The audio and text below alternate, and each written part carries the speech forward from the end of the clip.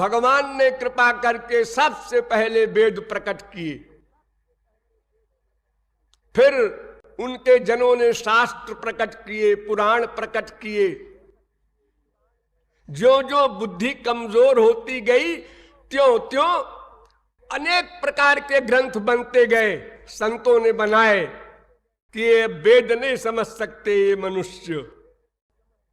एक वेद था, वेद व्यास ने 4 भाग कर दिए उसके, समझने में आसानी हो, फिर भी नहीं समझ सके लोग, तो उन्होंने पुराण बनाए। उसी वेद का अर्थ है पुराण में, कि पुराण को पढ़ करके लोग वेद का अर्थ समझ लेंगे। क्योंकि वेद तो ऐसी चीज है कि तेने ब्रह्म हृदय आदि कवये मुह्यन्ति यत्सूरय। सरस्वती बृहस्पति ब्रह्मा भी नहीं जान सकते वेद को। हृदय या आदि कवये तेने, यानी भगवान ने अपनी शक्ति से ब्रह्मा को बोध कराया वेद का।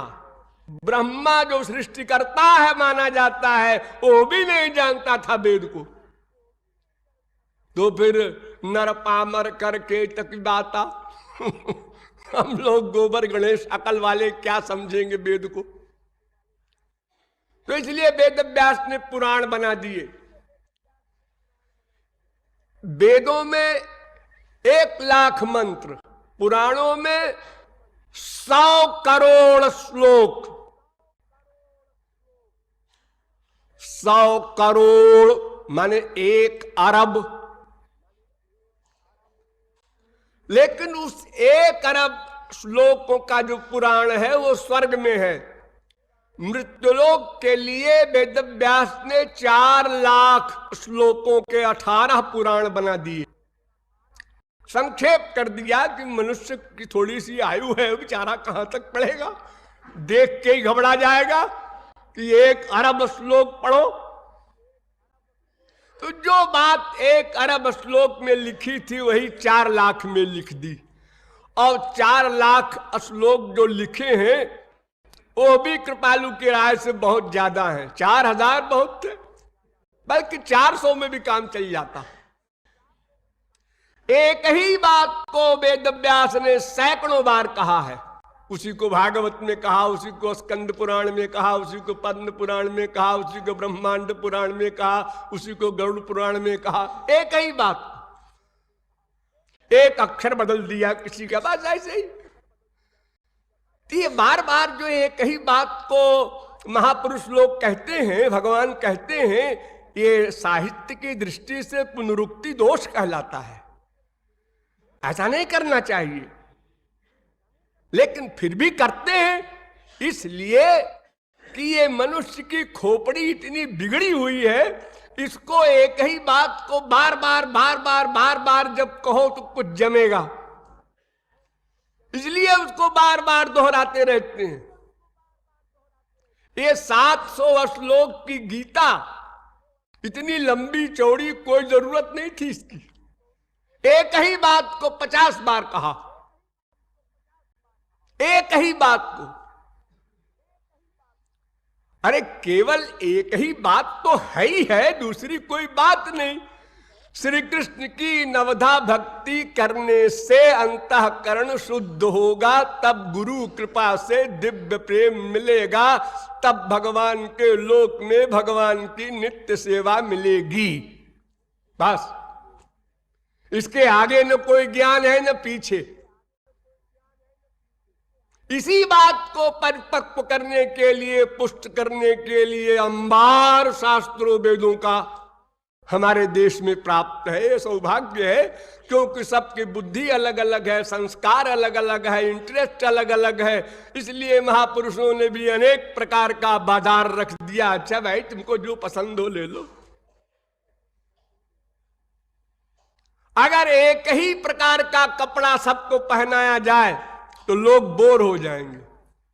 क्या हरा हरा हरा हरा हरा 24 घंटे, क्या नीला नीला नीला, अरे बदलते जाओ। ये बदलने की बीमारी है। क्योंकि ये बदलते हुए तीन गुण हैं हमारे माया पर, आत्मा पर हावी, इसलिए बदलने की बीमारी है हमको, बदलना बदलना। ये तो कुछ एक प्रकार की विवशता है कि हमारे आंख कान नाक मुंह नहीं बदल सकते हम, नहीं तो रोज बदला करें। जैसे कपड़े बदलते हैं, ड्रेस चेंज करते हैं, ऐसे आज आंख ऐसी कल और तरह की, परसों और तरह की, नाक आज ऐसी कल और तरह की, परसों और तरह की। तो ये मैं नाम का तत्व जिसके विषय में शास्त्रों वेदों की राय समझना है, वे शास्त्र वेद कहते हैं कि ये मैं नाम का जो तत्व है ये बुद्धि से परे है। इसलिए शास्त्र वेद जो कहे मैं के लिए वो मान लो, फिर रिसर्च करो, फिर एक्सपीरियंस होगा। ऐसा नहीं है खाली मान लो बैठ जाओ घर में। बोध तब होगा जब अनुभव होगा, लेकिन अनुभव के पहले फेट करना होगा, शास्त्रों वेदों पर विश्वास करना होगा, तब तो साधना करोगे। जैसे साइंस में जो भी नियम पहले बन चुके हैं उनको मान लिया जाता है, फिर रिसर्च होती है आगे की। तो हमारे वेद शास्त्र कहते हैं कि जीव भगवान से उत्पन्न हुआ है। यतो वायुमानि भूतानि जायन्ते येन जातानि जीवन्ति यत् प्रयन्त्यभिसंविशन्ति। भगवान से जीव उत्पन्न हुआ, भगवान से जीव जीवित रहता है, भगवान में जीव का लय होता है।